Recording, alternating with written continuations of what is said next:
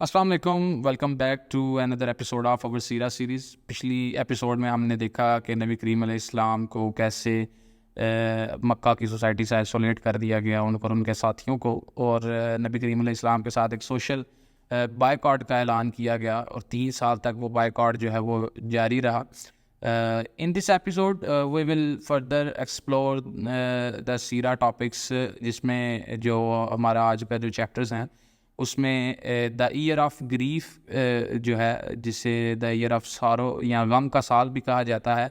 तो इसके कॉन्टेक्स्ट को थोड़ा सा एक्सप्लोर करेंगे। वीडियो को एंड तक लाजमी देखिएगा, लाइक कर दीजिएगा, कमेंट सेक्शन में अपना फीडबैक भी ज़रूर दीजिएगा और चैनल को सब्सक्राइब करना ना भूलिएगा। नबूवत का 10वां साल जब शुरू होता है तो ये साल नबी करीम अलैहिस्सलाम के लिए बहुत सारी मुश्किलें और गम अपने साथ लेकर आता है। इस साल नबी करीम अलैहिस्सलाम के जो चचा हैं हज़रत अबू तालिब, वो शदीद बीमार पड़ जाते हैं और उनकी जो बीमारी है उन्हें बिस्तर मर्ग तक पहुंच जाती है, जिसे बेड ऑफ डेथ भी कहा जाता है। तो उनके विसाल से चंद रोज़ पहले या कुछ देर पहले नबी करीम अलैहिस्सलाम की तरफ विज़िट करते हैं तो उनके पास 2 शख्स जो हैं वो बैठे होते हैं ऑलरेडी, जिनमें एक अबू जहल और दूसरा अब्दुल्ला बिन अबी उमैया नाम का एक शख्स होता है। तो नबी करीम अलैहिस्सलाम बेसिकली अपने चचा को ये इस बात के लिए एम्फसाइज़ करते हैं कि वो कन्फेस कर लें कि there is not true God but अल्लाह,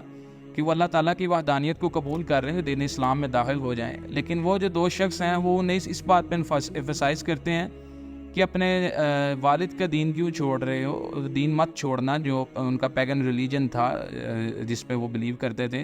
तो दोनों तरफ से नबी करीम अलैहिस्सलाम भी बार बार उन्हें ये एम्फसाइज़ करते हैं और वो भी जो अबू जहल और अब्दुल्ला बिन अबी उमैया हैं वो भी उन्हें कहते हैं। बहरहाल जो हज़रत अबू तालिब हैं वो अपने उसी पैगन रिलीजन पर स्टिल साबित कदम रहते हैं और वो दीन इस्लाम कबूल नहीं करते। तो उसी दीन पर रहते हुए उनका विसाल हो जाता है, जिस पर नबी करीम अलैहिस्सलाम फिर बाद में ये अल्फाज भी कहते हैं कि मैं अपने चचा जान के लिए अल्लाह ताला से गिड़गिड़ा कर दुआ भी करूँगा कि वे मेरे चचा की मग़फ़िरत फरमा दें, अबू तालिब की। तो इसी पर फिर बेसिकली कुरान की वो आयात नाजिल होती हैं जो हम श्योर हम सब ने सुनी भी हुई हैं कि मुशरिकों के लिए दुआ ना करो, बेशक उनके लिए आखिरत में अज़ाब ही है। तो जो ये फिर आयात बेसिकली इस वक्त नाजिल होती हैं। तो इसी पर रहते हुए नबी करीम अलैहिस्सलाम को फिर शदीद गम और जो है वो अफसोस का आलम तारी हो जाता है। हज़रत अबू तालिब के विसाल के 2 माह बाद ही जो नबी करीम अलैहिस्सलाम को एक बहुत बड़ा एक और ज़ाती नुकसान जो होता है वो ये है कि हज़रत हदीजा नबी करीम अलैहिस्सलाम की जो वाइफ़ हैं और उम्मुल मुमिनीन जो हैं हज़रत हदीजा रज़ियल्लाहु ताला अन्हा, उनका भी इंतकाल हो जाता है। इंतकाल के वक़्त उनकी उम्र तकरीबन 65 ईयर्स के करीब होती है और नबी करीम अलैहिस्सलाम की जो एज थी वो अप्रॉक्सीमेट 50 ईयर्स के करीब थी। तो ये एक बहुत बड़ा नुकसान नबी करीम अलैहिस्सलाम को होता है, जिस पर फिर नबी करीम अलैहिस्सलाम हज़रत हदीजा रज़ियल्लाहु ताला अन्हा के बारे में जो अल्फाज भी कहते हैं वो भी नहायत सुनहरी हरूफ में लिखने वाले हैं, जिसमें नबी करीम अलैहिस्सलाम कहते हैं कि she believed in me when no one else did, कि हज़रत हदीजा ने उस वक्त मुझ पर यकीन किया जब कोई भी मेरी बातों पर यकीन नहीं कर रहा था। She embraced Islam when everybody डिसबिलीव्ड मी, उन्होंने तब इस्लाम कबूल किया, मुझ पर ईमान लाई जब तमाम लोग जो थे वो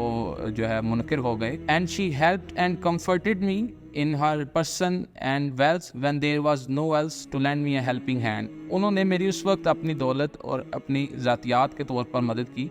जब मेरी तरफ कोई भी अपनी मदद का हाथ जो है वो नहीं बढ़ा रहा था। I had children from her only, और जो मेरी जो आगे औलाद मुबारका है वो भी सिर्फ हज़रत हदीजा रज़ियल्लाहु ताला अन्हा से गया। तो ये जो अल्फाज थे ये नबी करीम अलैहिस्सलाम उनकी वफ़ात पर जो है वो कहते हैं। हज़रत हदीजा रज़ियल्लाहु ताला अन्हा के वसाल के कुछ अरसे बाद ही नबी करीम अलैहिस्सलाम जो है वो हज़रत सौदा रज़ियल्लाहु ताला अन्हा जो है उनकी तरफ निकाह का पैगाम भेजते हैं और फिर वो जो हैं हज़रत सौदा रज़ियल्लाहु ताला अन्हा नबी करीम अलैहिस्सलाम के निकाह में आती हैं। हज़रत सौदा रज़ियल्लाहु ताला बेसिकली अर्ली मुस्लिम में थी, जो अर्ली बिलीवर्स थे जो शुरू में इस्लाम में दाखिल हुए। اور اس کے ساتھ ساتھ وہ جو سیکنڈ مائگریشن تھی اس میں بھی جو تھی وہ لیڈ کر رہی تھی اپنے ہسبینڈ کے ساتھ، اس میں شامل تھی۔ حضرت سودا رضی اللہ تعالیٰ عنہا کی ایج جو تھی وہ تقریباً 65 ایئرس کی تھی، جو ہمیں کتابوں میں ملتی ہے۔ پھر اس کے کچھ چند سالوں بعد ہی حضرت عائشہ رضی اللہ تعالیٰ عنہا جب نبی کریم علیہ السلام کے نکاح میں تو پھر انہوں نے اپنی باری جو تھی ایز اے کو پارٹنر ود نبی کریم علیہ السلام حضرت عائشہ صدیقہ رضی اللہ عنہا کو ٹرانسفر کر دی۔ آفٹر دیز ٹو ٹریجڈیز، جو نبی کریم علیہ السلام کی اتنے بڑے جو انسیڈنٹ ان کے ساتھ ہوئے کہ انہوں نے 2 بڑے امپورٹنٹ جو پرسنالٹیز تھی اپنی لائف میں ان کو جو ہے وہ کھویا، تو نبی کریم علیہ السلام کے پھر جو قریش میں دشمن بھی تھے انہوں نے بھی نبی کریم علیہ السلام کو اکیلا اور غمگین پا کر اپنی جو ٹارچر کی کیمپین تھی وہ دوبارہ سے سٹارٹ کر دی۔ نبی کریم علیہ السلام نے پھر جو ہے تنگ آ کر کہ مکہ کے لوگ جو ہیں وہ تو بات نہیں مان رہے، تو انہوں نے مکہ سے باہر کے جو علاقے ہیں ان میں دعوت و تبلیغ کا کام کرنے کا سوچا۔ تو نبی کریم علیہ السلام امید کی ایک کرن لے کر طائف کے ایک علاقے میں اپنی دعوت و تبلیغ کرنے جاتے ہیں، جو تقریباً مکہ سے 60 میل کے فاصلے پر تھا، اور نبی کریم علیہ السلام پیدل ہی یہ سفر کر جاتے ہیں، اور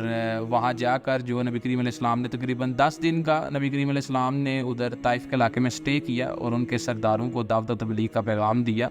ان کو اللہ تعالیٰ کی وحدانیت کا پیغام پہنچایا۔ لیکن ان سے نبی کریم علیہ السلام کو کچھ پازیٹیو رسپانس دیکھنے کو نہیں ملا، بلکہ الٹا وہ نبی کریم علیہ السلام کا مذاق اڑاتے، تمسخر اڑاتے، اور نبی کریم علیہ السلام کو طائف چھوڑنے کا اور مکہ واپس جانے کا کہتے رہتے تھے۔ فائنلی تھک ہار کر نبی کریم علیہ السلام جو ہیں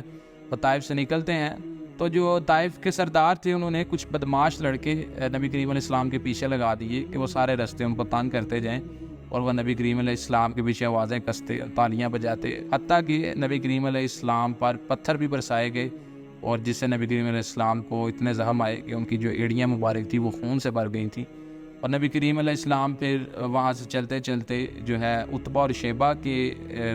باغات تھے، ان میں سے ایک باغ میں نبی کریم علیہ السلام نے سٹے کیا، تو پھر وہ جو بدماش تھے وہ وہاں سے ان کو چھوڑ کر واپس چلے گئے، تو نبی کریم علیہ السلام وہاں بیٹھے تھے، کچھ دیر انہوں نے سٹے کیا، پھر جب وہاں سے نکلے تو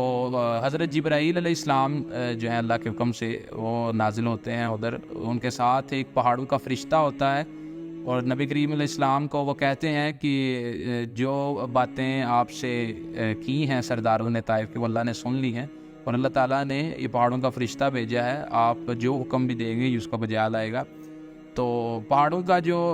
فرشتہ تھا اس نے بھی نبی کریم علیہ السلام کو کہا کہ آپ جو چاہیں گے ویسا ہی ہوگا، اگر آپ چاہتے ہیں تو میں